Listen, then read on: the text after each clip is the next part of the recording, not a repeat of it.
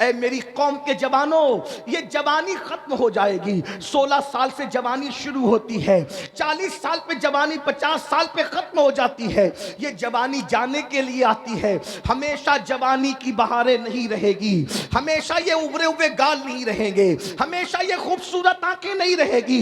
یہ نرم نرم بالوں پر جو گھمنڈ کرتے ہو، جو بار بار انگلیوں سے بال کو سنوارتے ہو، بڑھاپے میں یہ نرم بال سخت ہو جائیں گے۔ اور سن لو، اللہ اکبر، عظمت قرآن و سنت محفل میں آنے والوں، علامہ ابن رجب حنبلی لکھتے ہیں جو جوانی میں پاپ کرتے ہیں، جو جوانی میں جرائم کرتے ہیں، جو جوانی میں گناہ کرتے ہیں، اللہ ان کو اتنا دردناک بڑھاپا دیتا ہے کہ اس بڑھاپے میں اتنے وہ ذلیل ہوتے ہیں، اگر وہ کسی سے بھیک مانگتے ہیں بھیک، تو کوئی ان کو بھیک بھی نہیں دیتا۔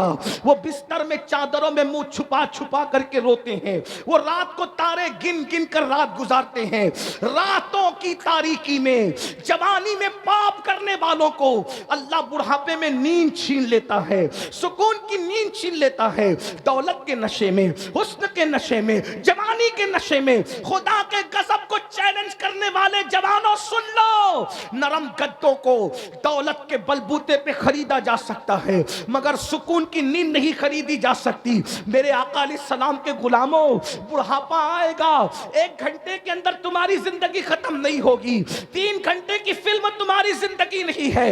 ابن رجب حنبلی کہہ رہے ہیں جس نے جوانی میں پاپ کیا ہوگا، اتنا دردناک بڑھاپا آئے گا کہ راتوں کو تارے گنے گا، اس کو نیند نہیں آئے گی، تڑپے گا اس کو نیند نہیں آئے گی، وہ موت مانگے گا اس کو موت نہیں آئے گی، لوگوں سے بھیک مانگے گا اس کو بھیک نہیں ملے گی، بستر میں منہ چھپا چھپا کے روئے گا۔ بڑھاپے میں تو دوست بھی ساتھ چھوڑ دیتے ہیں، ارے دوست کیا، بیوی بھی منہ نہیں لگاتی بڈھوں کو بڑھاپے میں۔ کوئی بوڑھا اس کو نہ سمجھے کہ میں اس کو ذلیل کرنے آیا ہوں۔ یاد رکھنا، جوانی میں پاپ سے بچو، جوانی میں جرائم سے بچو، کوئی دیکھے نہ دیکھے اللہ دیکھ رہا ہے اور بڑھاپا آنے والا ہے۔ اور اگر آج سے پہلے کسی نے زنا کیا، گندی فلم دیکھی، گندی پکچر دیکھی، گانوں میں اپنا وقت ضائع کیا، اللہ کو منا لو، اللہ کو راضی کر لو، خدا کو راضی کر لو۔ اپنی بہنوں سے بھی کہتا ہوں میری بہنوں سچی توبہ کر لو، اپنے آپ کو بدل دو، اس لیے کہ ابن رجب حنبلی کہتے ہیں، بس گفتگو اینڈ کی طرف، ابن رجب حنبلی کہتے ہیں، کیا کہتے ہیں ذرا سنیے۔ ابن رجب حنبلی کہتے ہیں کہ علامہ ابن طیب طبری نام کے بزرگ تھے، 100 سال کے ہو گئے تھے، 100 سال کے، 100 سال کی عمر میں بھی وہ بالکل فٹ تھے اور جوان تھے، جوان۔ کسی نے کہا آپ 100 سال میں بھی فٹ اور جوان ہو؟ انہوں نے کہا ہاں۔ راز کیا ہے؟ کہا راز یہ ہے کہ میں نے اپنی جوانی کو گناہ سے بچایا، اللہ نے مجھے بڑھاپے سے بچا لیا۔ میری بہنوں کسی کے چکر میں نہ آؤ، زنا سے بچو، بدکاری سے بچو، بے پردگی سے بچو۔ آپ سے بھی کہتا ہوں آج گندی فلموں کی وجہ سے جوان زنا کی طرف جا رہے۔ آخری روایت جو میں نے کہا تھا پڑھنے کے لیے وہ دوسری روایت پڑھوں، توجہ سے سننا، تھوڑی طویل ہے، غور سے سنو۔ توبہ کرو، نماز چھوڑی توبہ کرو، زنا کیا توبہ کرو، گانے سنے توبہ کرو، بدکاری کی توبہ کرو، عورتوں سے بے پردہ ملاقاتیں کی توبہ کرو، توبہ کرو، بدلو، پلٹو، اللہ کی طرف پلٹو۔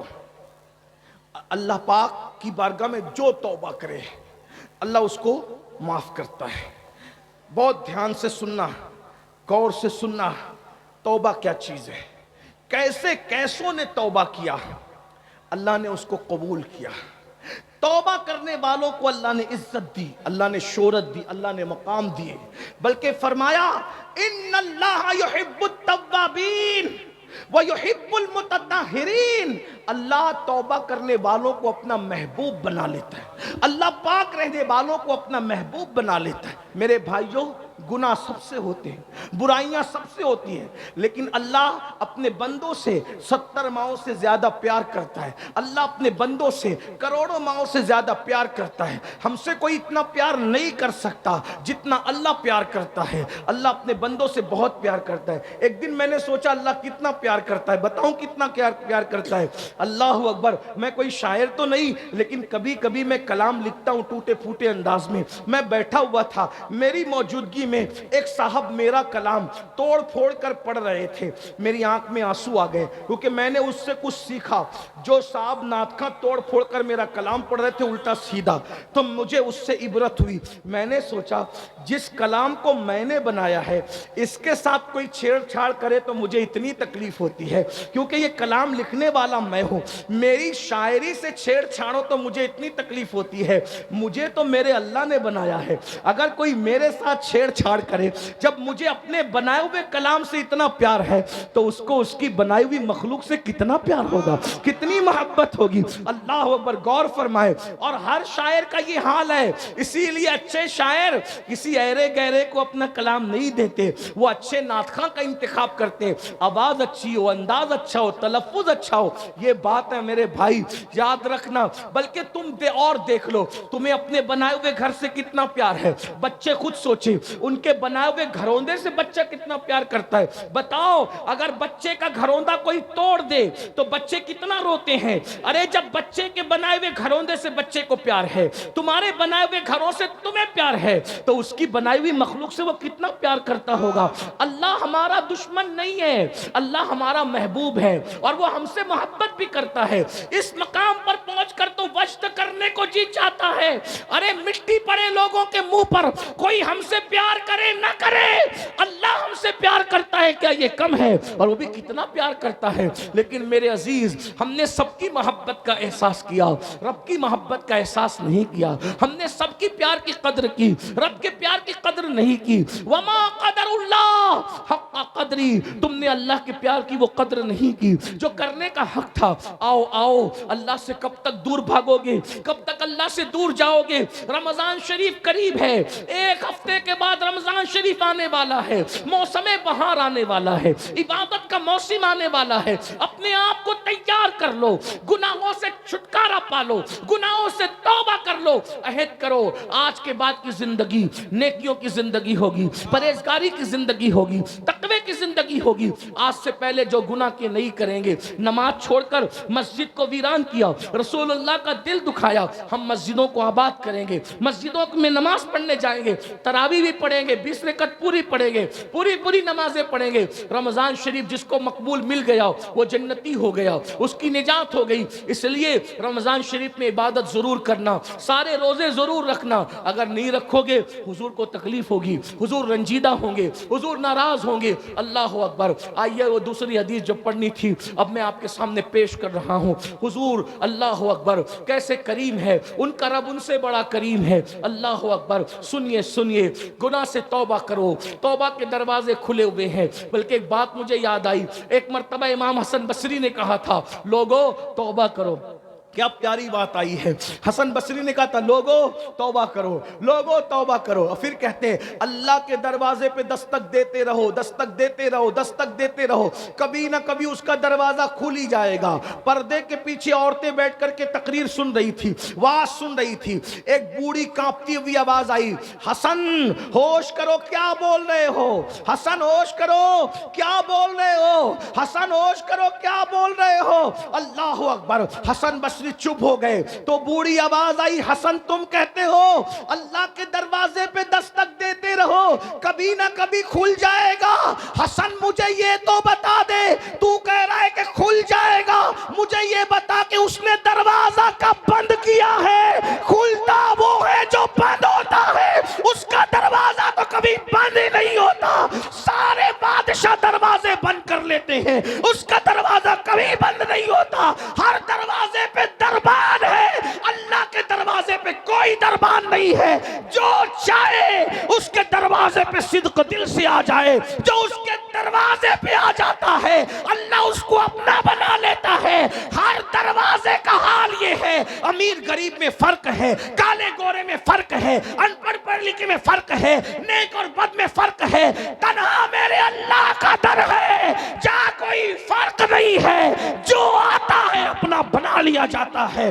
دنیا کی ہر عدالت کا دستور ہے، دنیا کی ہر عدالت کا دستور ہے کہ اگر آپ جرم قبول کر لو، میں قاتل، میں چور، میں یہ میں وہ، تو ہر عدالت تمہیں سزا دیتی ہے۔ ایک میرے اللہ کی عدالت ہے، اگر وہاں جرم قبول کر کے توبہ کر لو سزا نہیں دی جاتی، اپنا محبوب بنا لیا جائے۔ آؤ اللہ کی طرف، ففروا الی اللہ، کہاں جا رہے ہو؟ دوڑو اللہ کی طرف۔ مکار لوگوں سے دل لگانے والوں، خالق وفا سے دل لگا، چھوڑ دو گناہ، چھوڑ دو گناہ، جہاں گناہ ہے وہاں فنا ہے، چھوڑ دو گناہ۔ حدیث سنیے، اس کے راوی بھی انوکھے راوی ہیں۔ آج انوکھے راویوں کی روایت پیش آ رہی، جو جلدی روایت نہیں کرتے ان کی روایتیں یاد آ رہی ہے۔ کون ہے؟ رسول اللہ کے دوسرے جانشین، غیظ المنافقین، امام المجاہدین سیدنا عمر ابن خطاب اس حدیث کے راوی ہیں۔ ہائے ہائے ہائے، راوی فاروق اعظم رضی اللہ تعالیٰ عنہ۔ میرے ماں باپ قربان، کون فاروق اعظم؟ جبریل علیہ السلام کہا کرتے تھے اگر میں 1000 سال کی عمر لے کر آؤں اور عمر کی فضیلت بیان کروں تو 1000 سال کی عمر ختم ہو جائے گی، عمر کی فضیلت ختم نہیں ہو سکتی۔ ہاں، اب وہ فاروق اعظم روایت کرتے کہ میں حضور سے ملنے گیا۔ سن لیجئے، اللہ کو منانا کتنا آسان، سب سے آسان اللہ کو منانا ہے۔ میں تقابل نہیں کر رہا ہوں لیکن آپ کو منانے کا طریقہ بتا رہا ہوں۔ اللہ والے بن جاؤ، بہت بڑا نصاب نہیں اللہ والے بننے کا، اس کے در پہ آ جاؤ یہ کہہ کہ میں برا ہوں، بس رو گڑ گڑاؤ، اپنا بنا لیتا ہے۔ اللہ جتنی جلدی اپنا بناتا ہے کوئی نہیں بناتا، اور اللہ ایک بار جس کو اپنا بناتا ہے پھر اس سے رشتہ نہیں توڑتا۔ اللہ کی شان ہے وہ کسی سے رشتہ نہیں توڑتا۔ ہاں ہاں، وہ کیا کہتا ہے؟ وَإِذَا سَأَلَكَ عِبَادِي، دیکھو ہائے حضور سے کہتا ہے وَإِذَا سَأَلَكَ عِبَادِي عَنِّي فَإِنِّي قَرِيبٌ، اے میرے محبوب، لوگ میرا پتہ پوچھتے ہیں نا آپ سے، توجہ ہے، اے میرے حبیب، سب کی قدر کی، اللہ کی قدر نہیں کی، بہت معافی کے ساتھ، بہت معافی کے ساتھ۔ لوگ مجھے سمجھتے ہیں میں پیروں کی برائیاں کر رہا ہوں، لعنت ہو اس شخص پہ جو پیروں کی برائیاں کرے، سچے پیروں کی برائیاں کرے۔ میں صرف سمجھانے آیا ہوں، ہم خود پیر رکھتے ہیں بھائی پیروں کی، لیکن اتنا ضرور کہوں گا، شکوہ ہے آپ سے، جتنی عزت آپ اپنے پیر کی کرتے ہیں اتنی عزت شاید آپ اللہ کی نہیں کرتے۔ مجھے شکوہ ہے، مجھے معاف کر دیں، مجھے شکوہ ہے، جتنی عزت آپ اپنے پیر کی کرو، پیر کی میں منع نہیں کرتا، لیکن جتنی عزت پیر کی کرتے ہو اتنی عزت آپ اللہ کی نہیں کرتے۔ میں سچے پیروں کی بات نہیں کر رہا ہوں، لیکن ایک بات بتاؤں میرے بھائی، میں نے میری آنکھوں سے دیکھا ہے، میری آنکھوں سے، محمد علی بھائی میری آنکھوں سے دیکھا، اس چھوٹی عمروں نے بہت تجربے کیے۔ اگر مرید مالدار ہے، مالدار کے بعد مرید غریب ہو گیا، پیر صاحب اس کے گھر رکتے تھے، رکنا چھوڑ دیا صرف اس لیے کہ وہ غریب ہو گیا۔ یہ بات یاد رکھیں، یہ میں سچے بزرگوں کی بات نہیں کر رہا ہوں، جو تمہیں لوٹنے آتے نا، تمہارے دلوں کی بجائے تمہاری جیب پر جن کی نظر ہوتی ان کی بات کر، لیکن تم اللہ سے زیادہ، وہ اللہ جس نے تمہیں زندگی دی، سب کچھ دیا، اس سے پیار کرنے کی بجائے اس سے زیادہ پیار آپ اپنے پیر سے کہیں کر رہے ہو۔ آپ دلیل سن لیں، اگر میں مجرم ہوں آپ مجھے سزا دیں، میں بہت سادہ آدمی ہوں، میں کوئی محقق مفکر علامہ کچھ بھی نہیں، میں غوث پاک کے در کا فقیر، بے ہنر فقیر، ان کی بارگاہ کا سگ، بے ہنر سگ، سگے سگانے آل محمد، میری کوئی اوقات نہیں، لیکن اپنے پیر سے جتنی محبت کرتے اتنی اللہ سے نہیں کرتے۔ اگر آپ کے پیر نے یہ چادر دے دی، چلیں سمجھ لو میں آپ کا پیر ہوں نہیں، لیکن سمجھانے کے لیے کٹہرے میں خود کو کھڑا کروں گا تو کسی کو اعتراض ہی نہیں ہوگا، ہے نا، ہم ہی سب سے برے ہیں۔ یہ چادر میں نے کسی کو دے دی، توجہ، یہ چادر مجھے یقین ہے تم پر، یہ چادر تم سر پہ رکھو گے، چومتے ہیں لوگ اس چادر کو، ہم اس سے منہ ہاتھ پوچھتے ہیں لیکن لوگ چومتے ہیں، ان کی محبت ہے، ان کی محبت ہے۔ دے دوں ٹوپی، دے دوں امامہ، دے دوں، کچھ لوگ تو بغیر اجازت کے میرا امامہ لے کے بھاگ جاتے ہیں، ٹوپی بھی لوگ لے کے۔ ایک جگہ میں گیا الہ آباد میں، میرے سر کا امامہ بھی لے گئے، ٹوپی بھی لے گئے، میرے جوتے بھی لے گئے۔ پیار اتنا ہے، مجھے ناراضگی نہیں ہوئی، حتیٰ کہ میری آستین پھاڑی، آستین پھاڑ کر بھی لے گئے۔ میں کوئی مبالغہ نہیں کر رہا ہوں، الہ آباد والے گواہ، وہاں سید بادشاہ رہتے ہیں، سید نجیب، اور ان کو سید صدام کہتے ہیں، اس وقت مصر میں ازہر میں پڑھ رہے ہیں، انہوں نے بلایا تھا، اتنا پیار کرتے ہیں۔ میں منع نہیں کر رہا ہوں، مجھے کوئی شکوہ نہیں ہے، مصافحہ صرف کرنے کے لیے، چھونے کے لیے ناخن تک مارے، یہ بھی کرتے ہیں لوگ، کرتے ہیں، مجھے کوئی شکوہ نہیں، اس پہ بھی شکوہ نہیں، چلیے آپ کا پیار ہے، لیکن مجھے شکوہ اس پر ہے، یہ تم کیا کر رہے ہو؟ میں نے چادر دی، اس کو سر پہ رکھو گے، پھر خوشبو لگا کے تجوری میں رکھو گے، اور اس کے بعد اپنے بچوں کو کہو گے سید کی چادر ہے، مروں تو اس کو کفن میں لے جاؤں گا۔ میرے دیے ہوئے تحفے کی کتنی قدر کی، اللہ تمہیں سلامت رکھے۔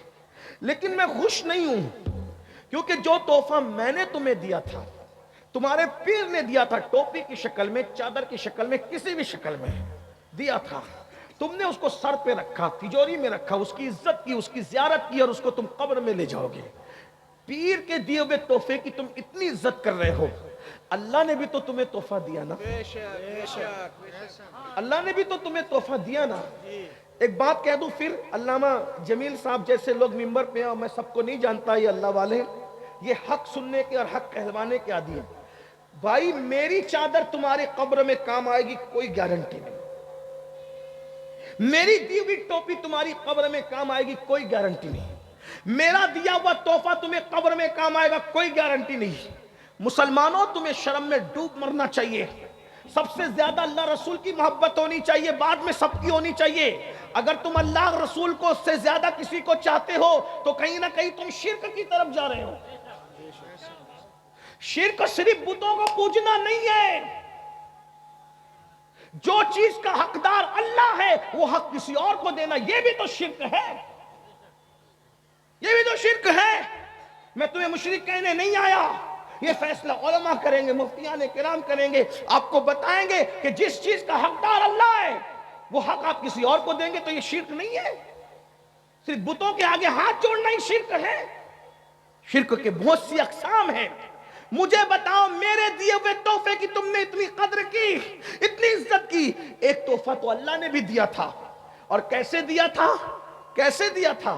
اس تحفے کے لیے اللہ نے، تحفے کے لیے اللہ نے محبوب کو لامکاں پہ بلایا اور محبوب کے ہاتھوں سے بھیجا۔ اللہ کی محبت تو دیکھو، محبوب کے ہاتھوں سے بھیجا، محبوب تم جا رہے ہو نا، میرے بندوں کے لیے تحفہ لے کر کے جاؤ۔ اللہ تحفہ دے رہا ہے، اللہ تحفہ دے رہا ہے، اللہ تحفہ دے رہا ہے۔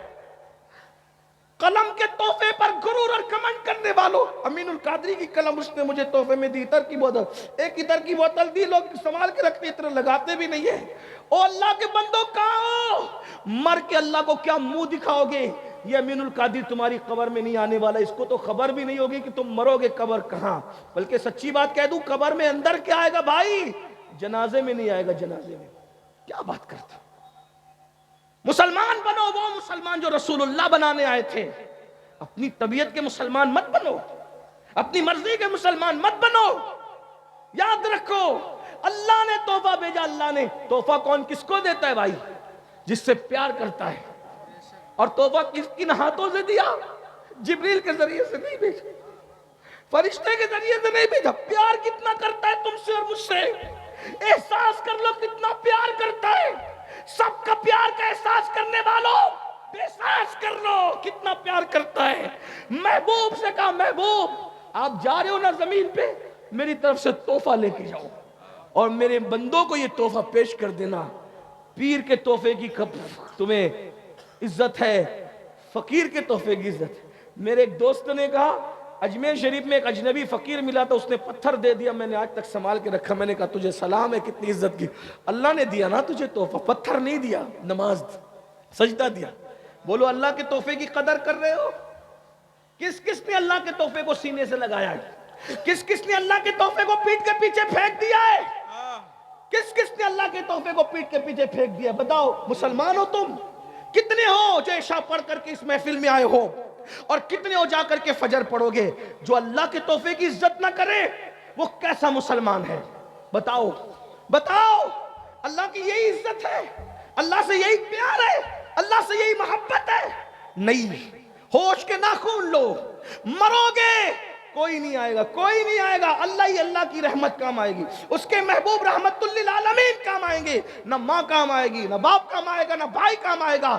آج جس اللہ کے ساتھ تم کر ارے ہم لوگ تو نذرانے لے کر جاتے، بات کر جاؤں، ہم تو تم سے نذرانے الٹا لے کر جاتے ہیں، لیکن اللہ تم سے نذرانے لیتا نہیں ہے۔ اللہ تمہیں دیتا ہے، روزی دیتا ہے، رزق دیتا ہے، سانسیں دیتا ہے. ڈاکٹر 8 گھنٹے آکسیجن دے دے تو لمبا چوڑا بل دیتا ہے. پیدا ہونے سے لے کے موت تک اللہ تمہیں آکسیجن دے رہا ہے. کبھی بل آیا تمہارے گھر پہ؟ یہ ناک اس نے بنائی، یہ سر اس نے بنائے، یہ کان اس نے بنائے، یہ جوانی اس نے دی. ماں کے پیٹ میں خوبصورت شکل اس نے بنائی. اگر چوہا، کتا، بلی، سور بنا دیتا، اللہ سے لڑنے جاتے، اللہ سے سوال کرتے کون کیا کر لیتا اللہ کا؟ اللہ اس سمجھ، وہ بے نیاز ہے. اس نے سور نہیں بنایا، اس نے کتا نہیں بنایا، اس نے چوہا نہیں بنایا، اس نے چپکلی نہیں بنایا. انسان بنایا انسان، اور انسان بنا کر بھی فرعون نہیں بنایا، نمرود نہیں بنایا، حامان نہیں بنایا. انسان بنا کر بھی مشرک نہیں بنایا، کافر نہیں بنایا، مومن بنایا. مومن بھی موسیٰ علیہ السلام کی قوم کا مومن نہیں، عیسیٰ علیہ السلام کی قوم کا مومن نہیں، یوسف علیہ السلام کی قوم کا مومن نہیں. مومن بھی بنایا تو کس کی قوم کا؟ سید الانبیاء کی قوم کا، حضور کی امت کا. اتنے احسانات، صلہ کیا؟ غداری، واہ واہ، بے وفائی، بے وفائی. اسی لیے جلسے رکھتے ہو کہ جلسے میں رات بھر بیٹھو گے، صبح اٹھ کر پھر اللہ سے بے وفائی کرو گے. اللہ اللہ. اللہ کے تحفے کی کیا قدر ہے بتاؤ؟ بہت معافی کے ساتھ، اگر اللہ کے تحفے کی عزت نہیں کرے، اس کو پیٹ کے پیچھے پھینک دیا ہے، اللہ تمہیں جہنم میں پھینک دے گا. کوئی نہیں بچا پائے، کوئی نہیں بچا پائے گا. خدا کے لیے رحم کر لو، اللہ کا عذاب برداشت نہیں کر سکو گے. پہاڑ بھی پگھل جائیں گے، پہاڑ جہنم میں پہاڑ. اللہ کہتا ہے ان بطش ربک لشدید، تیرے رب کی پکڑ بڑی سخت ہے. ان عذاب ربک لواقع. آج زندگی ہے، اس جلسے میں کسی فقیر کی صدا پر سدھر جاؤ، توبہ کر لو. بہت آسان ہے اس کو منا. میں کیا کہہ رہا تھا؟ اللہ فرماتا ہے میرے محبوب ان وَإِذَا سَأَلَكَ عِبَادِي، وَإِذَا سَأَلَكَ عِبَادِي، اے محبوب میرے بندے. ہائے ہائے، محبت تو دیکھو کیسی پیار کرتے. محبوب میرے بندے آپ سے میرا پتہ پوچھتے ہیں. عبادی، میرے بندے میرا پتہ پوچھتے ہیں کہ میں کہاں ہوں، تو کہہ دیجئے فَإِنِّي قریب. محبوب آپ کہیے کہ اللہ تم سے بہت قریب ہے، بہت قریب ہے. اللہ تم سے کتنا قریب ہے؟ ہوا معاکم اینما کنتم، تم جہاں کہیں ہو اللہ تمہارے ساتھ ہے. کتنا قریب ہے؟ نحن اقرب الیہ من حبل الورید، اللہ تمہاری شہرک سے زیادہ قریب ہے. بچوں کو منانا مشکل ہے، اس سے زیادہ اللہ کو منانا آسان ہے، کیونکہ بچے ہم سے پیار کرے نہ کرے لیکن اللہ ہم سے پیار کرتا ہے. سیدنا فاروق اعظم کہتے ہیں میں حضور کے گھر جا رہا تھا، میں نے حضور کے دروازے پہ دیکھا کہ ایک بندہ ہے جو اپنے سر پہ خاک ڈال رہا ہے. ایک بندہ ہے جو اپنے سر پہ خاک ڈال رہا ہے، حضور کے دروازے پہ رو رہا ہے، رو رہا ہے، رو رہا ہے، اپنے سر پہ خاک ڈال رہا ہے، رو رہا ہے، رو رہا ہے. میں نے اس کو روتے دیکھا، پوچھا اے بندے، حضور کی چوکھٹ پہ رو رہا ہے تو، آقا کی چوکھٹ پہ رو رہا ہے تو، تیرے رونے کی وجہ؟ اس نے کہا عمر میرے بھائی، حضور سے ملنا چاہتا ہوں، حضور آپ کو دیکھنا چاہتا ہوں، حضور سے ملنا چاہتا ہوں، آقا سے ملاقات کرنا چاہتا ہوں، لیکن میری ہمت نہیں ہو رہی کہ میں حضور سے ملاقات کروں. آپ کی توجہ ہے نا؟ حضور آپ کو دیکھنا چاہتا، حضور آپ کو دیکھنا چاہتا. ہمت نہیں ہو رہی حضور کو دیکھنے کی. عمر آپ اندر جا رہے ہیں نا حضور کی زیارت کے لیے، آقا سے کہہ دیں کہ حضور اجازت دے دیں، سرکار اجازت دے دیں تاکہ میں حضور سے ملاقات کر لوں. فاروق اعظم آئے، آنے کے بعد کہنے لگے آقا ایک بندہ ہے جو دروازے پہ رو رہا ہے، تڑپ رہا ہے، مچل رہا ہے. سرکار وہ آپ سے ملنا چاہتا ہے، وہ آپ کو دیکھنا چاہتا ہے، وہ آپ کی زیارت کرنا چاہتا ہے. آقا اجازت ہے؟ میرے آقا کے دروازے پر تو کوئی دربان نہیں ہوتا تھا، میرے آقا کے دروازے پر تو کوئی دربان نہیں ہوتا تھا، جو آنا چاہتا تھا آ سکتا تھا. بلکہ ایک بات بتاؤں، حضور اتنے قریب ہیں، جس گھر میں حضور رہتے تھے اس گھر کا دروازہ بھی کبھی بند نہیں کرتے تھے، صرف پردہ لٹکا دیتے تھے. دروازہ کھلا دیکھ کر لوگ سمجھ جاتے تھے کہ اس کے اندر حضور موجود ہیں. سرکار سے فاروق اعظم نے کہا حضور وہ آپ کو دیکھنا چاہتا ہے، ملنا چاہتا ہے. سرکار نے میں بلاؤ اس کو. وہ نوجوان اندر آیا اور حضور کو دیکھ کر رونے لگا، بہت رویا. آقا نے فرمایا جوان تو کیوں رو رہا ہے، تیرے رونے کی وجہ کیا ہے؟ وہ جوان کہتا ہے آقا ہمت نہیں ہے میری آپ کو بتا سکوں میں کیوں رو رہا ہوں، کیونکہ میں بہت پاپی ہوں، بہت مجرم ہوں، میں بہت گنہگار ہوں آقا. اس لیے میرے اندر ہمت نہیں ہے کہ آپ کو بتا سکوں میں کیوں رو رہا ہوں، میرے رونے کی وجہ کیا ہے۔ آقا فرماتے ہیں بتا نا تو کیوں رو رہا ہے، بتا تو کیوں رو رہا ہے۔ اس جوان نے کہا آقا ہمت نہیں ہے، آپ کے سامنے کیا بتاؤں کہ میں کیوں رو رہا ہوں۔ آقا فرماتے ہیں وجہ کیا ہے؟ کہا آقا مجھ سے بہت بڑا پاپ ہو گیا ہے، بہت بڑا گناہ ہو گیا، میں بڑا مجرم ہوں، گنہگار ہوں آقا، اس سے بہت بڑا گناہ ہو گیا ہے سرکار۔ آقا فرماتے ہیں بتا کیا ہوا؟ کہا حضور بتا نہیں سکتا۔ آقا نے فرمایا کیا تیرا گناہ زمین سے بڑا ہے؟ ہاں کہا زمین سے بڑا ہے۔ کیا تیرا گناہ آسمانوں سے بڑا ہے؟ ہاں کہا میرا گناہ آسمانوں سے بڑا ہے۔ پھر آقا نے فرمایا کیا تیرا گناہ اللہ کی رحمت سے بھی بڑا ہے؟ تیرا گناہ اللہ کی رحمت سے بھی بڑا ہے؟ وہ سر ڈال کر رونے لگا، نہیں آقا میرا گناہ اللہ کی رحمت سے بڑا نہیں ہے آقا، میرا گناہ اللہ کی رحمت سے بڑا نہیں ہے، میرا گناہ اللہ کی رحمت سے بڑا نہیں ہے۔ تو میرے آقا نے فرمایا پھر بتانا تو کیوں رو رہا ہے۔ اب وہ جوان کیا کہہ رہا ہے سن لیں۔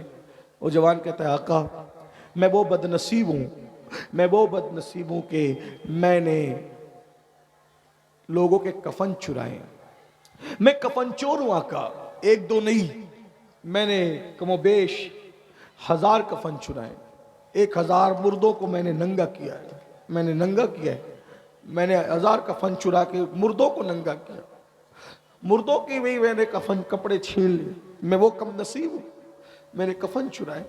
یا رسول اللہ میں کفن چور ہوں، لیکن یہ بات سے بڑی بات بھی ہے کہ میں کفن چوری کرنے کے لیے ایک رات جب گیا تو کسی لڑکی کی قبر تھی، لڑکی نوجوان تھی، خوبصورت تھی، حسین تھی، جمیل تھی۔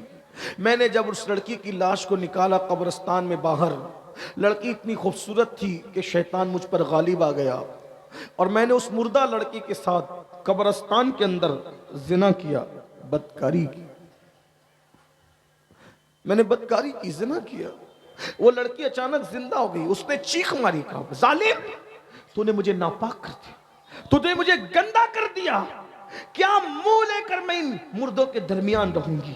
اللہ تجھے کبھی معاف نہ کرے، اللہ تجھے کبھی معاف نہ کرے۔ اس نے بد دعا دی، اللہ تجھے کبھی معاف نہ کرے، تیری مغفرت نہ کرے۔ آقا میں نے اس لڑکی کو، میں بھاگا وہاں سے، اب میں سوتا ہوں تو میرے کان میں آواز اس لڑکی کی آتی ہے، میں کھاتا ہوں تو اس لڑکی کی آواز میرے کان میں آتی ہے، مجھے نہ دن کو چھینے نہ رات کو چھینے۔ حضور میں توبہ کرنا چاہتا ہوں، میں نے بہت پاپ کر لیے، میں نے مردہ کے ساتھ بدکاری کر لی، آقا میں کیا کروں؟ آقا علیہ السلام پر اللہ کا خوف غالب آیا، اللہ کی خشیت غالب آئی۔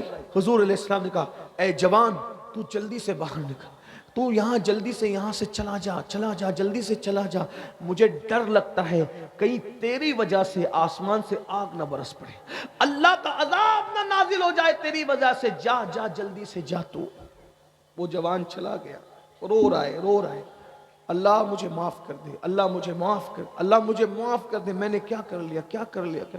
ایسے میں ایک دن 40 دن گزر گئے اس طرح روتے روتے۔ اس نے ایک دن آسمان کی طرف سر اٹھایا، اگر اللہ اگر تو مجھے معاف نہیں کر سکتا اور میرا گناہ تیری رحمت سے بڑا ہو گیا ہے تو مجھے ایسے عذاب میں مبتلا کر، نہ مجھ سے پہلے کسی کو ایسا عذاب دے، نہ میرے بعد کسی کو ایسا عذاب دے، اور میرا گناہ تیری رحمت سے بڑا نہیں ہے اور ہرگز نہیں ہے، تیری رحمت بہت بڑی ہے۔ سبقت رحمتی اللہ غضبی، میری رحمت میرے غضب پہ سبقت لے گئی ہے۔ اللہ تیرا وعدہ ہے نا کہ تیری رحمت تیرے غضب پہ سبقت لے گئی ہے، تیری رحمت بہت وسیع ہے، کسی کا بھی گناہ تیری رحمت سے بڑا نہیں ہو سکتا، تیری رحمت بہت بڑی ہے، تو پھر مجھے معاف کر دے، مجھے معاف کر دے، اور تیرے محبوب کو بتا دے کہ تو نے مجھے معاف کر دیا ہے۔ اتنا کہنا تھا، سر پہ خاک ڈال کر کے رو رو کر کہتا ہے مجھے معاف کر دے، اور تیرے محبوب کو بتا دے کہ تو نے مجھے معاف کر دیا۔ اتنا کہنا تھا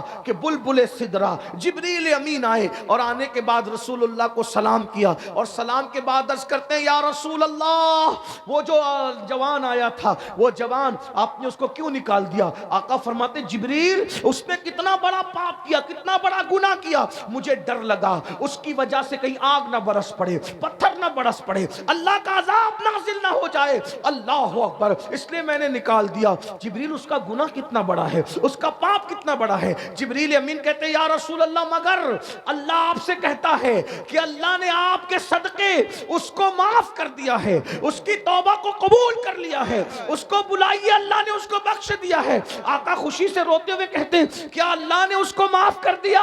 جبریل کہتے ہیں یا رسول اللہ صرف اسی کو معاف نہیں کیا, اللہ نے وعدہ کیا ہے اس سے بڑا بھی کوئی پاپ اور جرم کرے اور آپ کے وسیلے سے معافی مانگ لے, توبہ کرے, تو اللہ کا وعدہ ہے اللہ اس کی بھی مغفرت فرما دے گا, اللہ اس کی بخشش فرما دے گا. اے میری قوم کے جوانوں, تم میں یقیناً لوگ گنہگار ہیں, لیکن اس سے بڑا کوئی گنہگار نہیں ہوگا, کسی نے ایسا نہیں کیا ہوگا. آؤ جو کچھ کیا ہے, ماں باپ کو ستایا ہے, نمازیں چھوڑی ہے, بدکاری کی ہے, گندی فلمیں دیکھی ہے, سب سے توبہ کر کے اپنے اللہ کو منا لو. دو کلام حضور آپ کو دیکھنا چاہتا ہوں.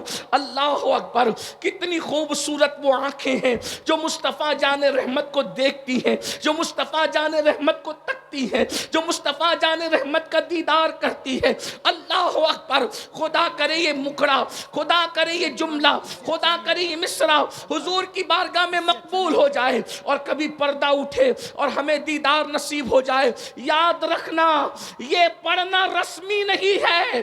اگر آج بھی کوئی دل سے کہے حضور آپ کو دیکھنا چاہتا ہوں, تو محفل سے اٹھے گا بعد میں, پہلے یار کا دیدار نصیب ہو جائے گا. اللہ اکبر. آپ سمجھتے کیا ہیں, کچھ لوگ ایسے بھی آپ کی محفل میں ہوتے ہیں, ادھر پڑھا جاتا ہے, ان کے جسم یہاں موجود ہوتے ہیں اور ان کی حاضری بیٹھے بیٹھے وہاں ہو جاتی ہے. اللہ اکبر. اور وہی لوگ اس جلسے کی کامیابی کا سبب ہوتے ہیں. بھائی کفیل کہتے ہیں کہ ہمارے آنے سے کامیابی ہوتی نہیں, اس مجمع میں ایسے بھی قلندر بیٹھے ہوئے ہیں جن کے آنسو پوری محفل کی ضمانت, مقبولیت کی ضمانت ہو جاتے ہیں. اللہ اکبر. لیکن دھیان سے سنو اللہ والو, اللہ اکبر. سیدہ کائنات فرما رہی ہیں حضور گھٹنوں میں سر رکھ کر رو رہے ہیں. حضور کے درد کو محسوس تو کرو, حضور کے عشق میں تڑپنے والو, حضور کے عشق میں مچلنے والو. ابھی مچل مچل کر ناپ پڑ رہے تھے, مجھے تمہارے مقدر پہ رشک آ رہا تھا. کتنے خوش نصیب ہو, اللہ نے اپنے محبوب کی محبت تمہیں دی ہے, حضور کا عشق تمہیں دیا ہے, حضور کی محبت تمہیں عطا کی ہے. لیکن حضور کے درد کو محسوس کر لو, اس لیے کہ وہ محب کیسا ہے جو اپنے محبوب کے درد کو نہ سمجھ سکے, وہ محب کیسا ہے جو اپنے محبوب کی تکلیف کو نہ سمجھ سکے. آؤ حضور کیوں رو رہے ہیں, حضور کے رونے کی وجہ کیا ہے, اور وہ بھی کیفیت کیا ہے. گھٹنوں میں سر ہے اور سر رکھ کر کے اس طرح رو رہے ہیں کہ آنسوؤں سے داڑھی شریف تر ہو گئی ہے. اللہ اکبر. سیدہ نے سلام کیا, مولائے کائنات نے سلام کیا, حضور نے سر اٹھایا, سیدہ کا استقبال کیا. اس لیے کہ میرے آقا کی عادت تھی, ہمیشہ میرے سرکار سیدہ کا استقبال کرتے تھے. یہ بات بھی کہہ دوں بنگال والو, اللہ اکبر. ایک ہی ہستی ہے جس کے لیے حضور بار بار سر و قد کھڑے ہوتے ہیں, وہ کوئی اور نہیں ہے, وہ صرف حسنین کی امی ہے جس کے لیے کونین کا مالک سید الانبیاء, سید المعصومین, سید الانبیاء, سید المعصومین سر و قد اٹھ کر کے کھڑے ہوتے ہیں. غور تو کیجئے, اتنے غم کی کیفیت میں بھی, حالانکہ ہمارے حضور غمگین نہیں, حضور علیہ السلام کے صدقے میں غم دور ہوتے ہیں, لیکن اس کیفیت میں بھی حضور اٹھ کر کے کھڑے ہوئے, سیدہ کو بوسے دیے. اللہ اکبر. سیدہ نے تڑپ کر کہا بابا کون سی چیز آپ کو رلا رہی ہے, کس وجہ سے آپ رو رہے ہیں؟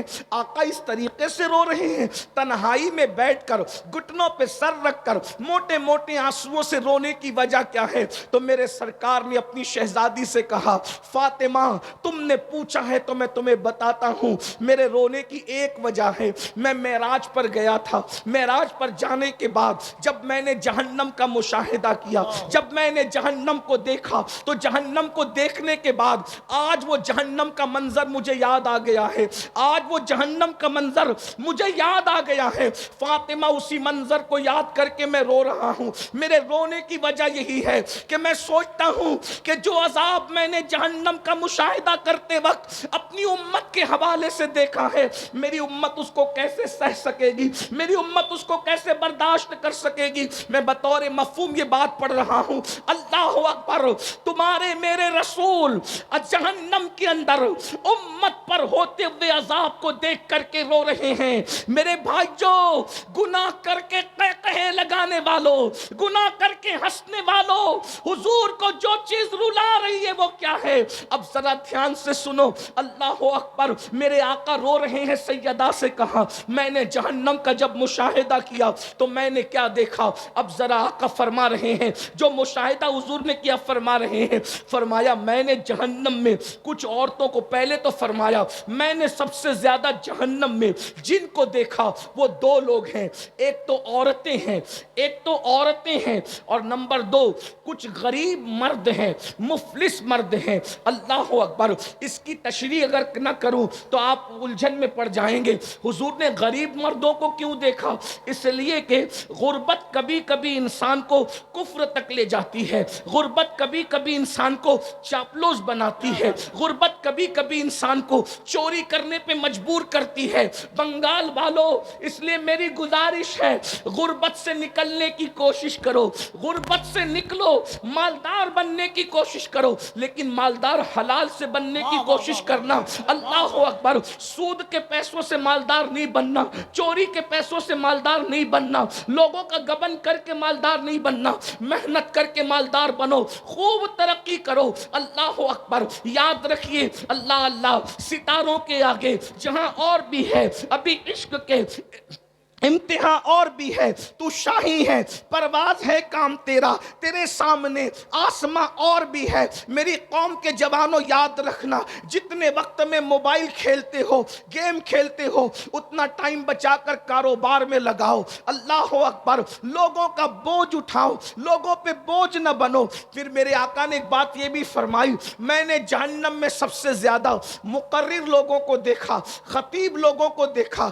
اور ان کے ہونٹ آگ کی کینچی سے کاٹتے ہوئے دیکھا۔ یہ وہ لوگ تھے جو لوگوں میں جا کر کے فتنہ پروری کرتے تھے، ایسے عنوان پہ تقریریں کرتے تھے جس سے امت لڑے، جس سے قوم میں جھگڑا پیدا ہو، جس میں قوم میں اختلاف پیدا ہو، جس سے قوم میں انتشار پیدا ہو۔ اللہ اکبر، یہ بات بھی آپ کو کہہ دوں میرے بھائیوں، یاد رکھنا، پوری امت متحد تھی اس پر کہ رسول اپنی قبر انور میں زندہ ہیں، لیکن کچھ مقرر ایسے پیدا ہوئے جنہوں نے آ کر یہ فتنہ چھوڑا کہ معاذ اللہ وہ تو مر کر مٹی میں مل گئے۔ ایسے لوگوں کے ہونٹ آگ کی کینچی سے کاٹے جانے والے ہیں۔ اللہ اکبر، پوری امت اس بات پر متحد تھی کہ رسول اللہ کو جہاں سے پکارو وہاں سے حضور سنتے ہیں، لیکن کچھ مقرر آئے اور انہوں نے کہا نبی تو دیوار کے پیچھے کی خبر نہیں رکھتے، ایسے بدبخت لوگوں کی باتیں نہ سنا کرو۔ ایک بات اور بھی عرض کر دوں، پوری امت صحابہ کو جیسے چاہتی تھی ویسے اہل بیت کو چاہتی تھی،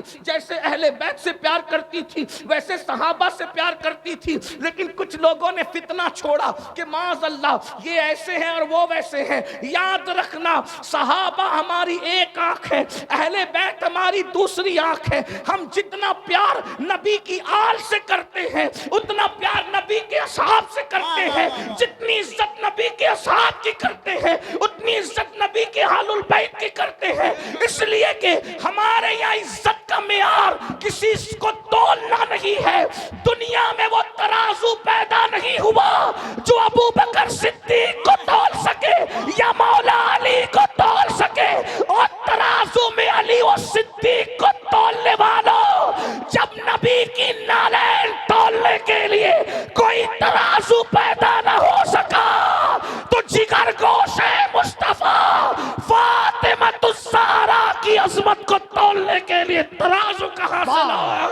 نعرہ تکبیر، نعرہ رسالت، عظمت صحابہ، عظمت اہل بیت، ایسے لوگوں کو نہ بلاؤ، ایسی لوگوں کی محفل میں نہ جاؤ جو تمہارے درمیان آ کر کے فتنہ خوری کرتے ہیں، کیونکہ ان کے ہونٹ بھی آگ کی قینچی سے کاٹے جانے والے ہیں۔ میں نہیں کہہ رہا، حضور علیہ السلام نے فرمایا، اس لیے بڑا احتیاط کا پہلو رکھیں اور اپنے بزرگوں کے نقش قدم پر رہیں۔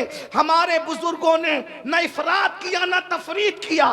جو عظمت رسول اللہ نے اہل البیت کو عطا فرمائی ہے وہ اہل البیت کے پاس ہے، جو صحابہ کو دیے وہ صحابہ کے پاس ہے۔ نبی نے کیا دیا صحابہ اور اہل بیت کو؟ ایک جملے میں کہہ دوں، جو سمجھ سکتے سمجھ جائیں گے، ہمارا عقیدہ اہل سنت کا واضح ہو جائے گا۔ خلافت علی الترتیب، فضیلت علی الترتیب، اہل البیت کی عظمت ہے اپنی جگہ۔ اللہ اکبر، بس اتنا سمجھ لو کہ اللہ اکبر، صحابہ اور اہل بیت کا فرق کیا ہے؟ صحابی وہ ہے ابو بکر صدیق کی شکل میں جس کے کندھوں پہ نبی بیٹھتے ہیں۔ توجہ فرمائے، اگر جملہ دل میں اتر جائے تو دعا دینا۔ صحابی وہ ہے جو نبی کو کندھوں پہ اٹھاتا ہے، اور اہل البیت وہ ہے علی کی شکل میں جس کو نبی اپنے کندھوں پر اٹھاتے ہیں۔ نعرہ تکبیر، نعرہ رسالت۔ جس نے نبی کو اٹھایا ہے وہ بھی بھلایا نہیں جائے گا، جس کو نبی نے اٹھایا ہے وہ بھی بھلایا نہیں جائے گا۔ جو نبی کو گود میں سلائے وہ ابو بکر کا بھی جواب نہیں ہے، اور جو نبی کے بستر پہ سو جائے۔ نعرہ تکبیر، دونوں ہاتھوں کو اٹھا کر نعرہ تکبیر، نعرہ رسالت، ذکر خلیفہ اول، عظمت حضرت ابو بکر، نعرہ حیدری، نعرہ حیدری۔ واہ واہ واہ واہ واہ واہ۔ مولا نے جس کی جو شان تھی اس کو وہ دیا، اب مولوی بیچ میں ٹپ ٹپ کیوں کر رہا ہے؟ کیا بات ہے میرے تمہارے کرنے سے کیا؟ جس کے جو کندھا بیٹھنے کے قابل تھا اس پہ بیٹھ کر بتایا یہ صدیق افضل البشر، اور جو بٹھانے کے قابل تھا اس کو اٹھا کر بتایا یہ علی۔ اللہ اللہ اللہ۔ جس کی گود میں سونا تھا اس کی گود میں سو گئے، اور جس کو اپنے بستر پہ سلانا تھا اس کو اپنے بستر پہ سلانا۔ تقسیم ہو گئی۔ اب ملا جی آپ کا کوئی کام ہی نہیں بیان ہے۔ واہ واہ واہ۔ آپ کو کیوں زکام ہے؟ نبی نے جس کو جو دینا تھا دے دیا۔ سب نبی کے لیے کھڑے ہوئے اور نبی سیدہ کے لیے کھڑے ہوئے۔ لوگ نبی کے لیے ممبر چھوڑتے ہیں، نبی حسنین کریمین کے لیے ممبر چھوڑتے ہیں۔ جس کو جو دینا تھا دے دیا۔ فضیلت علی الترتیب، خلافت علی الترتیب۔ یہ بس ہمارا آج ہم عقیدے کے فیصلے کریں گے۔ عقیدے کے فیصلے تو 1450 سال پہلے ہو گئے۔ جس کو 14ویں صدی میں امام نے کہا تیرے غلاموں کا نقش قدم ہے راہ خدا، وہ کیا بہک سکے جو یہ سراغ لے کے چلے، اور جنا بنے گی محبان چار یار کی قبر۔ ہائے ہائے ہائے ہائے۔ ہم ایک دو کو نہیں مانتے، ہم تو نبی کے چاروں یاروں کو مانتے ہیں، اور چاروں یار کو نہیں بلکہ نبی کے سب یاروں کو مانتے ہیں۔ اور جو چار یاروں کو مانتا ہے اس کی قبر، وہ جنت میں جائے گا تب جائے گا، لیکن اس کی قبر بھی جنت بنے گی، اس کی قبر بھی جنت بنے گی۔ یہ جملے پر میں بنگال والوں کو نہیں کہوں گا کہ بولو سبحان اللہ، یہ جملہ اتنا قیمتی ہے کہ سنی کی قبر جنت بنے گی، اس پر اگر سنی نہ بولے گا تو کون بولے گا؟ ہماری قبر جنت کے باغوں میں سے باغ بنے گی انشاءاللہ۔ امام کہتے جنا بنے گی محبان چار یار کی قبر، جو اپنے سینوں میں یہ چار باغ لے کے چلے۔ تو حضور علیہ السلام نے بہت کچھ دیکھا، لیکن جو دیکھا میں آپ کے سامنے پیش کر رہا ہوں۔ آقا فرماتے ہیں میں نے دیکھا جہنم کے اندر عورتیں کثرت سے ہیں، غریب مرد ہیں، مقرر لوگ ہیں، علم والے لوگ ہیں جو عمل نہیں کرتے تھے، جن کے بارے میں قرآن کہتا ہے لما تقولون ما لا تفعلون۔ اس سے زیادہ میں کیا کہوں؟ اللہ اکبر۔ پوری رات لوگوں کو کہا نماز پڑھو، فجر میں خود سو رہا ہے، ہونٹ کینچی سے کٹنے ہیں۔ اللہ اکبر، خدا اپنی پناہ میں رکھے۔ لوگ کہتے بہت آسان آسان ہے مقرر ہونا، میں نے کہا بہت مشکل ہے مقرر ہونا، اس لیے کہ اللہ اکبر، پبلک والا مقرر ہونا آسان ہے، اللہ والا مقرر ہونا بہت مشکل ہے، اور اللہ ہمیں اللہ والا بنائے، اس لیے کہ یہ دنیا ہے، یہ دنیا تو بھول جاتی ہے۔ 4 مہینے اگر مقرر صاحب بیمار رہے، لوگ اس کا نام بھی بھول جاتے ہیں۔ صحیح ہے یہ دنیا اتنی بے وفا ہے، جو اللہ کو بھول جائے اس نے مقرر کو کب یاد رکھنا ہے؟ جو قوم اللہ کو بھول رہی ہے وہ مقرر کو کب یاد رکھنا ہے؟ جو قوم اللہ کو بھول رہی ہے وہ پیر کو کب یاد رکھنا ہے؟ جو قوم اللہ کو بھول رہی ہے وہ ناطقہ کو کب یاد رکھنا ہے؟ اس لیے ہمیں چاہیے کہ ان کی فکر کرنے کی بجائے اس کی فکر کرے، یار کو راضی کر لے۔ جو پیا کو بھائے اختر وہ سہانا راگ ہے، جو پیا کو بھائے اختر وہ سہانا راگ ہے، جس سے ناخوش ہے پیا وہ راگنی اچھی نہیں۔ اور آپ کو بھی کہتا ہوں اللہ کو راضی کرنے کی کوشش کرو، اس لیے کہ دنیا نے بھول جانا، یار راضی ہے تو سکون سے سوئیں گے، کوئی آئے یا نہ آئے قبر جنت کے باغوں میں سے باغ بنے گی۔ اور ایک بات بتاؤں، کوئی آئے یا نہ آئے، جس کے عشق میں وفا کیا تھا وہ مصطفیٰ جان رحمت ضرور تشریف لائیں گے۔ یہاں کہتے ہو نا حضور آپ کو دیکھنا چاہتا ہوں، وہ تمہاری قبر میں آ کر کے دیدار کرائیں گے، ایک بار نہیں بار بار کرائیں گے، جتنا عشق ہوگا اس کے مطابق دیدار نصیب ہوگا، اور صرف ان کا نہیں ہوگا، ان کی آل کا بھی ہوگا، ان کے اصحاب کا بھی ہوگا۔ جیسا عشق ہے ویسی بات ہے۔ تو میں عرض کر رہا تھا، میں بات طول نہ دیتے ہوئے، بات بالکل طول نہ دیتے ہوئے طویل ہو جاتی ہے، عادت بگڑی ہوئی ہے، خدا کرے یہ عادت بھی سدھر جائے۔ اللہ اکبر، توجہ کریں، آقا فرماتے ہیں ہم نے جہنم کا مشاہدہ کیا تو دیکھا کچھ عورتیں اوندھے منہ جہنم میں لٹکی ہوئی ہے، ننگی عورتیں اوندھے منہ جہنم میں لٹکی ہوئی ہے، ان کا سر نیچے ہے، ان کے پیر اوپر ہے۔ اللہ اکبر، کہاں؟ جہنم میں۔ اگر کمرے میں بھی کسی کو اوندھے منہ لٹکا دو میرے بھائی، کسی کو کمرے میں بھی اوندھے منہ لٹکا دو تو اس کا حال کیا ہوتا ہے؟ اگر سجدہ 10 منٹ کا ہو جائے تو بھی سانسیں اکھڑنے لگتی ہے، ہاتھ کا وزن بے چین کرنے لگتا ہے۔ لیکن اللہ اکبر، پہلے تو جہنم کی وادی، اس میں عورتوں کا اوندھے منہ نیچے سر اوپر پیر، ننگے بدن اوندھے منہ لٹکنا، اور پھر بالوں سے ان عورتوں کو باندھ دیا گیا تھا۔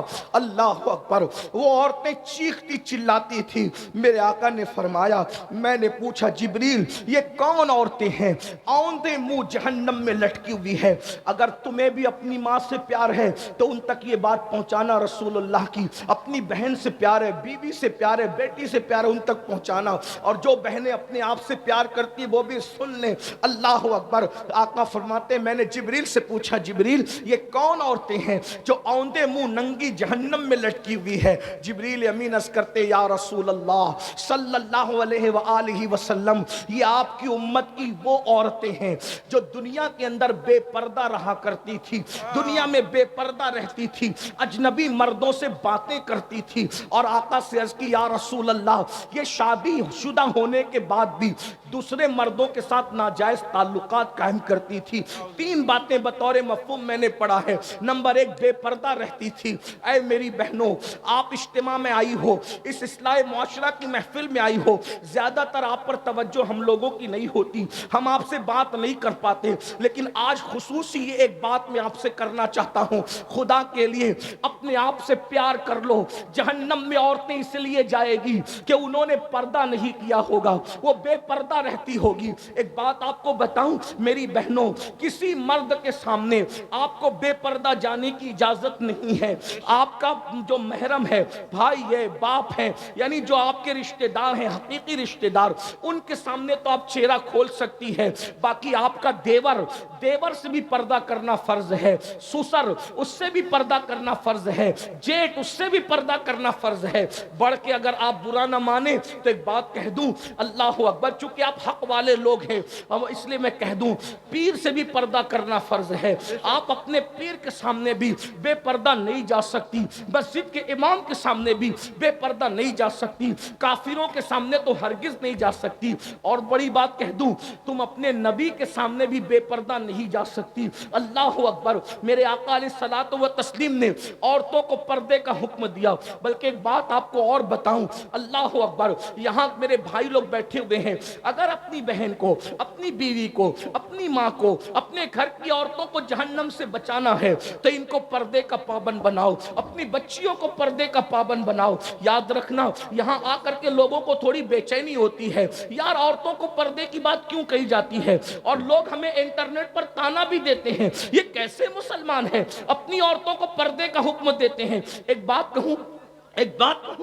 ہمارے یہاں عورتوں کے لیے پردے کا حکم اس لیے ہے کہ ہم عورت کو جتنی شکلوں میں جانتے ہیں اس کی ہر شکل جنت ہے، یعنی وہ پیدا ہو تو بیٹی کی شکل میں ہے تو وہ ماں باپ کے لیے جنت ہے، وہ جوان ہو کر کے شوہر والی ہو جائے نیک بیوی شوہر کے لیے جنت ہے، وہ ماں بن جائے تو ماں بننے کے بعد اس کے قدموں میں جنت سمٹ آتی ہے۔ فرمایا الجنت تحت اقدام الامہاتکم، کہ جنت تمہاری ماؤں کے قدموں کے نیچے ہے۔ اور یاد رکھنا جنت جو ہے وہ بتانے کی چیز نہیں ہے، جنت چھپانے کی چیز ہے۔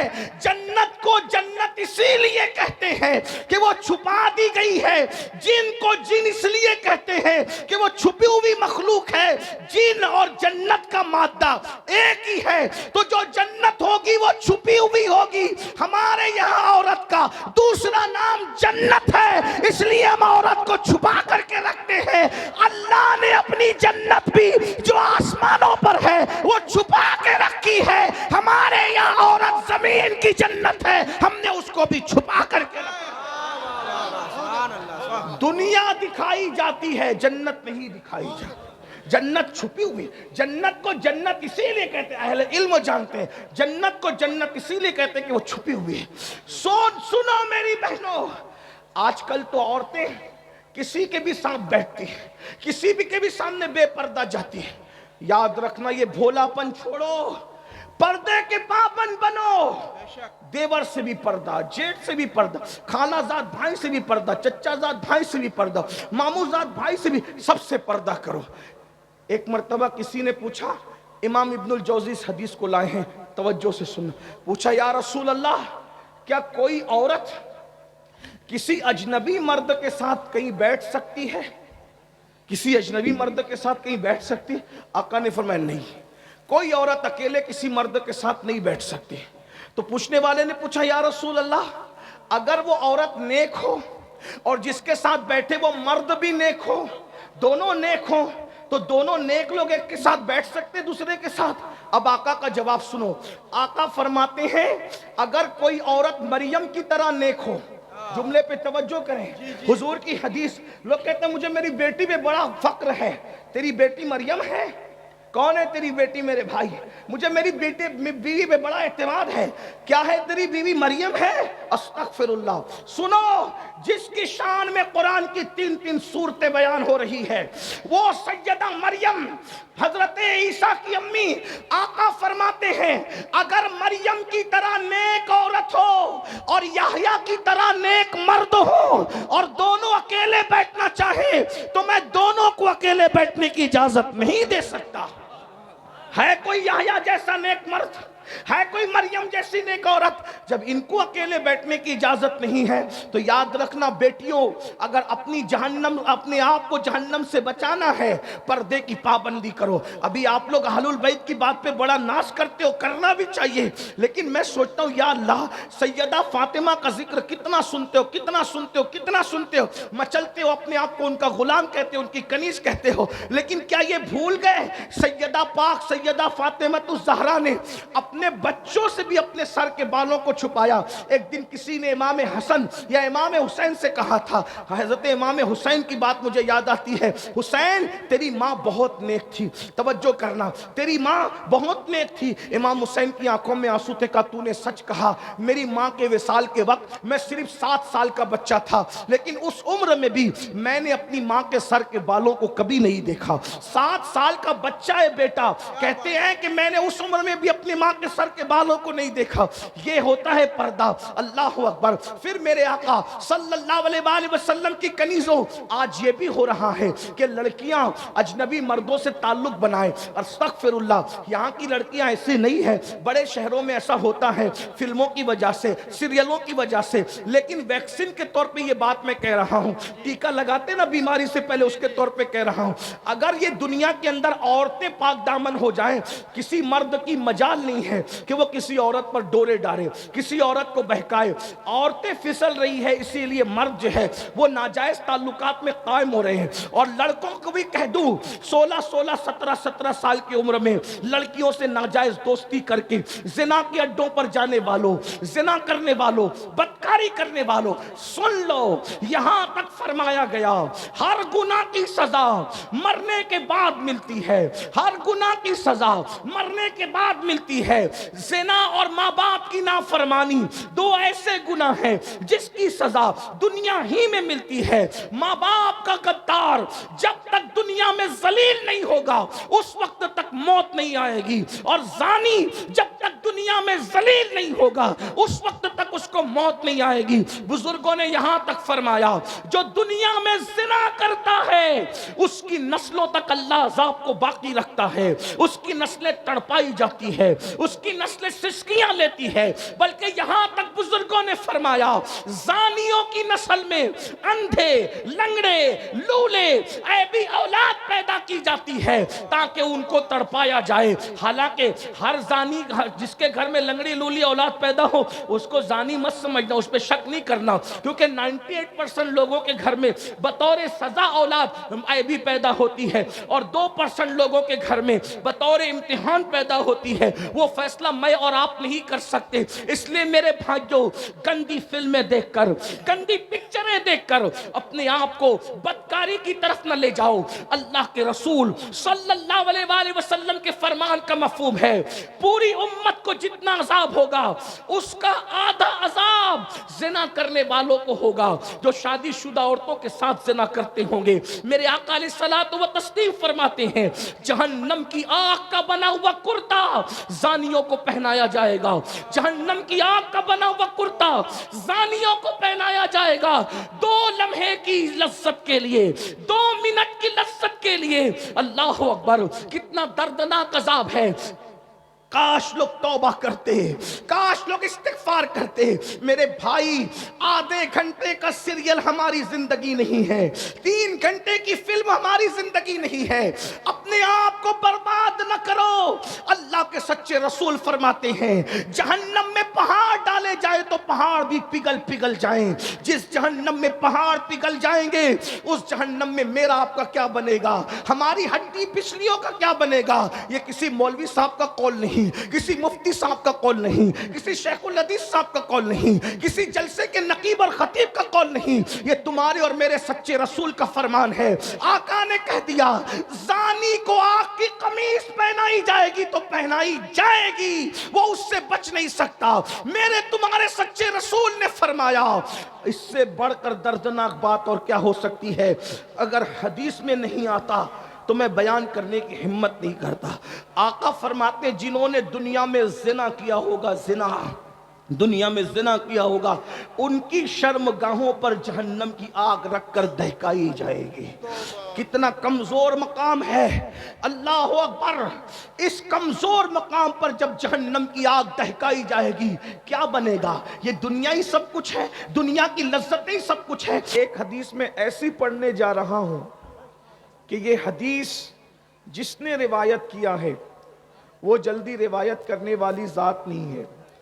آپ نے اکثر حدیثیں حضرت ابو ہریرہ کی سنی ہوگی، آپ نے اکثر حدیثیں حضرت سیدنا عبداللہ ابن عباس کی سنی ہوگی، آپ نے اکثر حدیثیں عبداللہ ابن مسعود کی سنی ہوگی، آپ نے اکثر حدیثیں ام المومنین سیدہ عائشہ صدیقہ کی سنی ہوگی.